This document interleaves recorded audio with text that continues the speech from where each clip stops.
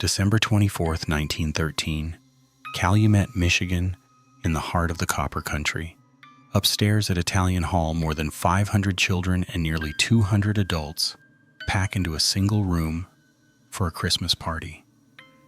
Outside, the temperature is dropping towards zero. Inside, someone is about to say one word that will kill 73 of them. The party is not just a party. It is an act of defiance.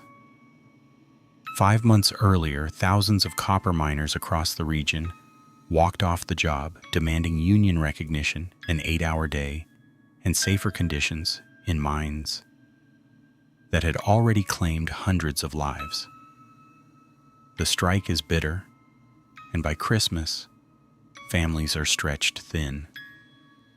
The Women's Auxiliary of the Western Federation of Miners organizes this gathering to give the strikers' children one afternoon that still feels like Christmas, with a tree, gifts, and candy for every child in the hall. The hall itself sits on the second floor, reached by a single stairway that empties onto the street below. It is the only way in and the only way out. By mid-afternoon, the party is in full swing. A woman is handing out presents near the Christmas tree. Children crowd the stage, waiting their turn. Then, from somewhere near the stairwell door, a voice cuts through the noise. Fire. Nobody sees who says it. Nobody ever will. There is no smoke, no flame, no smell of anything burning. But the word does not need to be true to work. In seconds, the room turns. Parents grab for children. Children grab for each other. The entire crowd surges toward the single stairway, the only route out of a room built for a fraction of the people now trying to escape it at once. The stairs are narrow and steep. As the crowd compresses into that single channel, the people at the front lose their footing. Those behind keep pushing, unable to see what is happening ahead, unable to stop the weight of hundreds of bodies collapsing forward. Within moments, the stairwell is a solid mass of people, packed so tightly that no one inside it can move their arms. At the bottom, the door that should open outward onto the street opens inward instead. Bodies pile against it from the inside, sealing it shut under their own weight. The people at the front of the crush are pinned against a door that will not give, while the crowd above continues to fall forward onto them. There is no fire. There never was one. But by the time rescuers force their way through what remains, 73 people are dead. 59 of them are children. The youngest is 2 years old. Doctors who examine the bodies find no burns, no smoke damage, nothing consistent with fire at all. Every single death is attributed to suffocation or crushing. The simple mechanical weight of too many people trying to move through too small a space at once. In the hours and days that follow, survivors search desperately for an explanation. Witnesses recall a man near the stairwell door immediately before the shout. Someone some in the crowd believe was not local. Someone connected, they suspect, to the mining company or the strike breakers hired to intimidate the union during the ongoing labor dispute. A citizens' alliance, formed by local businessmen opposed to the strike, is later accused by union supporters of orchestrating the panic to break the miners' resolve. No formal charges are ever filed. No one is arrested. No trial takes place.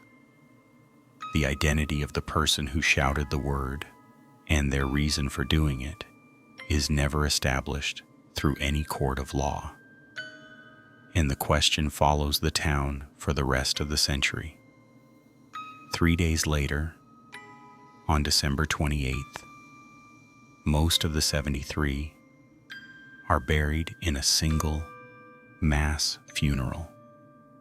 Photographs from that day show rows of small coffins laid out together, more than anyone in Calumet has ever had to bury at once. The strike itself does not end. It continues into the following spring, worn down eventually, not by resolution, but by exhaustion, as the miners' resources and resolve run out. Union recognition, the very thing the strikers had walked off the job to demand, is not achieved.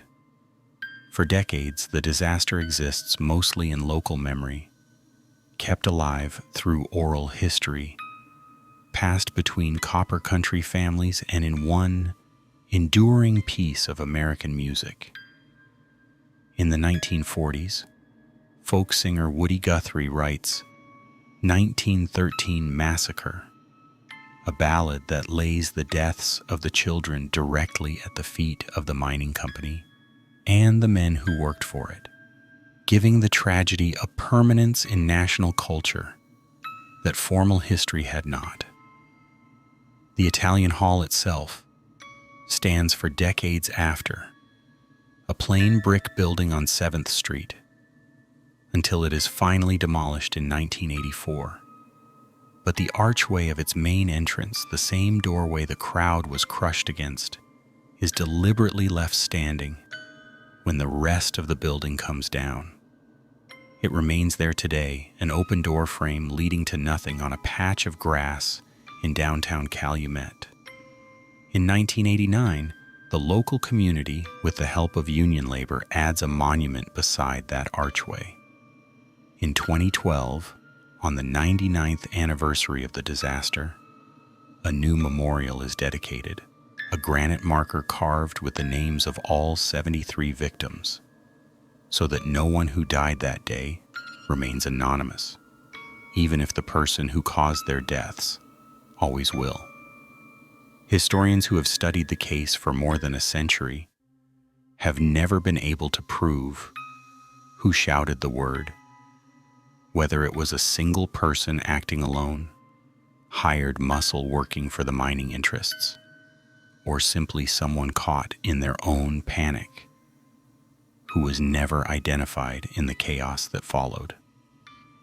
The strike files, company records, and newspaper accounts from 1913 offer theories, but no confession, no witness statement that holds up, no name that history has ever been able to attach with certainty to that single word.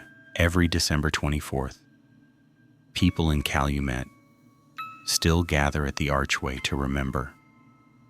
The doorway still stands exactly where it stood in 1913, open onto an empty lawn where the stairwell used to be, the one exit that 73 people could not reach in time.